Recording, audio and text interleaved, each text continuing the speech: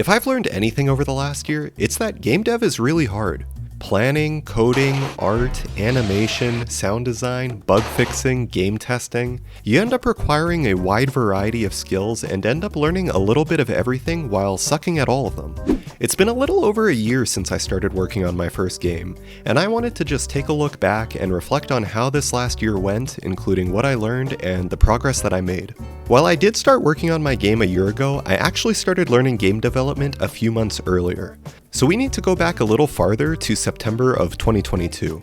Before this, I had no game dev or programming experience outside of some very basic front-end web development. So I started off by taking a course on Udemy called Complete C# Unity Game Developer 2D. Wow, what a concise name. Overall, I thought the course was pretty good. It mainly focused on teaching the basics of programming with C# while using the Unity engine. I didn't actually finish the course, however, as the course has a sharp increase in complexity around 75% of the way through, so I decided to jump ship at that point. After that, I started uploading videos to this channel in October of that year. I was originally planning on doing a bullet hell game where you played as some sort of Hollow Knight looking cat thing. I originally was interested in pixel art, but I quickly realized that pixel art is easy to get into but very difficult to master. So in the next video, I switched away from pixel art and started using Krita for the 2D art. That video ended up getting quite a lot of views for a new channel. I still don't fully understand why that happened because the video is objectively bad. But riding that high, I released a couple more devlogs, but then I stopped working on the game for about 4 months, as I was becoming increasingly more aware that the skills I gained from doing half of one Udemy course was not enough. So any normal person would do the obvious thing here and just finish the other half of that course. Well, I didn't want to do that, so for whatever reason, I instead started another Udemy course, but this one was an intermediate course focusing mainly on RPG mechanics. As I worked through the RPG course, slowly my brain started expanding, and eventually I didn't finish that course either. I think I just started getting a little bored of going through classes over and over again. Listen. Okay, I probably should have finished both courses, but at least for me, I feel like I learn better when I can just experiment and break things on my own. Anyways, at this point I wanted to start working on a project again, but this time it wasn't going to be a bullet hell game. I was interested in making a turn-based tactics game, although when I started working on this, all I knew is that I wanted to make a roguelike that used chess behaviors similar to something like Pawnbarians. But the game has transformed quite a bit since then. Over the course of the last year, I've gone through multiple evolutions of the enemy behaviors. The first iteration was very similar to the classic chess pieces where each enemy would have a behavior similar to something like a rook or a bishop, where they would need to move and attack within their assigned pattern. In this build of the game, the enemies would have a maximum of 3 actions in which they could move in a single direction each turn. I ended up eventually pivoting away from this as forcing the enemies to move within these restrictions felt a little too limited. From there, I started working on the player controller and had some interesting ideas for that. I had originally thought up a card style design where every turn the player would draw cards that would contain a movement pattern and an action total. I think around this time I was playing a lot of Slay the Spire, which was influencing my design choices. Anyways, while I still do think this was a cool idea, it really slowed down the pace of the game, which I didn't like, so I ended up cutting it. So leaving behind gameplay mechanics, I decided it was time to start tackling the art for the game. And if it feels like the development for this is jumping all over the place, it definitely was. Back then, I was developing features and then jumping to other features while deleting other stuff. It was all over the place. I feel like I've gotten a bit better about this more recently, but hey, that's game dev, baby. Anyways, I needed to get rid of all this placeholder art, so I started working on a dungeon tile set. I remember that I was having a lot of trouble getting the fidelity and style of the tiles to fit right. In this devlog, I also started working on the pikeman, which was going to act as a rook-type enemy, meaning it could only move orthogonally. Even though it's almost a year later, this is still one of my favorite sprites that I've made. It was in this devlog that I also removed the movement restrictions from the enemies, meaning that in this example, the rook pattern only restricted the enemy's attack tiles. This made the enemies far more flexible while navigating the room. Now that the pikeman had been added, I thought I might as well add another enemy, so I started working on the skirmisher. Then I decided that this rat looked kind of ugly and gross, so I threw him in the trash. After that, I started working on the off-canvas UI that I mentioned earlier. This version focused on listing out all the stats for the player as well as whichever enemy unit was being hovered over. And this is just one of the many versions of the UI that I've done. I think I've honestly, at this point, redone the UI a dozen times, and I will probably replace it a dozen more before the game is actually finished. I know a lot of game devs really hate doing UI work, but personally, I kinda like working on it. Maybe I'm just a little freak. And of course, it wouldn't be a dungeon crawling roguelike if there wasn't some sort of randomized item system. So I started working on the basics of the item system, which include maybe like 5 items at this point, although they were just simple stat increases. I designed this chest sprite that would open to reveal some item cards for the player to choose from. Along with the enemy behaviors, this is one of the systems that I've never really stopped tinkering with. Up until this point, the player was stuck inside of this singular room, so I worked on a script that would generate and move the player to the next room once the door had been unlocked. The next devlog mainly focused on status effects. This includes burning, stunning, freezing, poison, and bleed. However, the way I had implemented burning, bleed, and poison felt way too similar to each other, so I ended up removing bleed and poison and ended up just keeping burning.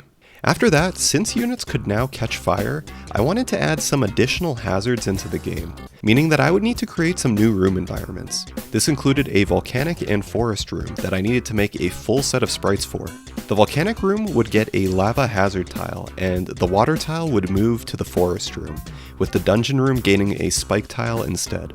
I also wanted to add a little bit of life to the room environments, so I added an optional variable to the floor tiles that would contain a plant sprite with a wind shader attached to it. Then I switched the obstacle spawning to pull from an array, meaning that the different room types could contain different obstacles, including this new skull pile that I made. I wanted some strategic interactions with the hazard tiles, so I also made it so that if a burning unit walks onto a lava tile, the burning status will be removed, and if a frozen unit walks onto a lava tile, the freezing status will be removed. So now that we had some different environments to explore, I decided to switch my focus back to the enemies for now.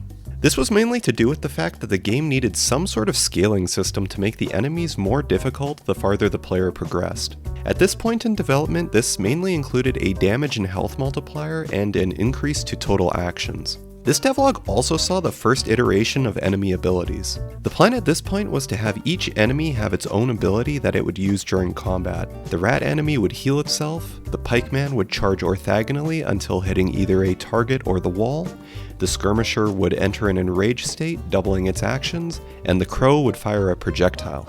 Overall, I was pretty happy with the ability system. I thought it was interesting how the randomized combinations of enemies being spawned in made for some really unique ability synergies.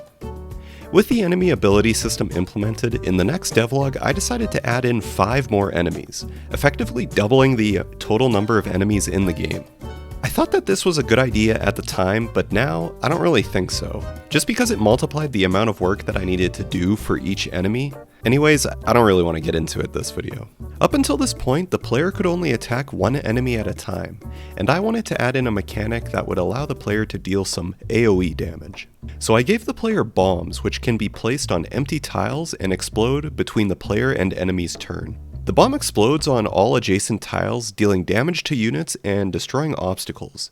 And yes, this does include chests. Bombs are also a limited resource. The player will start with only 3 bombs at the beginning of the game. Personally, I really enjoy the bomb mechanic. I think it added another dimension to thinking about how you're going to tackle a group of difficult enemies. The next video didn't really have that much new content to show, as it focused on enhancing the ability system code to be compatible with the player as well. I'm still not sure how I feel about how the abilities are found in this build of the game, but it definitely worked at least. I also added in a whole bunch of new items for the player to use in this devlog. I think at the end of this video the item pool was sitting around 25-ish items, along with the 8 abilities that could be found. The UI also got updated in this devlog for the second last time before the demo was released. This update mainly focused on displaying stat values that were upgraded by items that were already equipped. Now it was time to prep for Steam Next Fest, and to do that the game needed some very important screens: the main menu, options menu, and death screen. Since the game is relatively bare bones at this point, the options menu was pretty simple, only really containing settings for volume and screen resolution, as well as some other options for restarting the run and quitting the game. It was at this point where I needed to export the build of the game from Unity. This was something that I thought was going to take less than a minute to do, but ended up being a giant headache as I was running into compiler errors that needed to be fixed. After the build was successful, I sent the game off to a couple friends that wanted to playtest it. I'm not going to go over the feedback changes that I did as a result of the playtesting, as it's nothing really important, but if you're interested in that, you can check out that video. At this point it was right before Next Fest, and I made a last minute decision to add a boss to the end of the demo. Half because I felt like the demo ending was too boring, and half because I wanted to challenge myself to start and finish the boss in 1 week. To do this, I needed to create a completely separate enemy type, as the boss's behaviors were functionally very different from anything else I had worked on at that point. I had decided on the boss being a giant slime, mainly so that I wouldn't waste too much time creating and animating the sprite. This way I can focus on the actual development and implementation. I think overall the boss turned out to be the highlight of the demo build. I limited the boss to only having 3 abilities that it could use, 2 of them synergizing together. Those being the slime spawning ability and the jump attack that the boss would do, which would trigger any spawned slime piles to explode, dealing AoE damage to any nearby units. Which of course brings us to now, or at least the end of January, which was when the last devlog came out. You're probably thinking, okay, but what new development work have you done? Well, if you want to see that, you should probably subscribe to the channel. I was originally going to cover all the recent content that I've added to the game since it's been almost 2.5 months since I've actually shown anything new, but I've decided that it requires its own video, which will probably end up being 3 times longer than any other devlog that I've done so far, just because of the amount of changes that I've made. Participating in Steam Next Fest really opened my eyes to the fact that I needed to make some significant changes to what Penumbra Tower is, and I've been hard at work on those ever since the festival ended. I've pretty much reworked or completely rewritten every major system in my game. So if you're interested in that at all, leave a like on the video, subscribe to the channel, and of course, wishlist Penumbra Tower on Steam.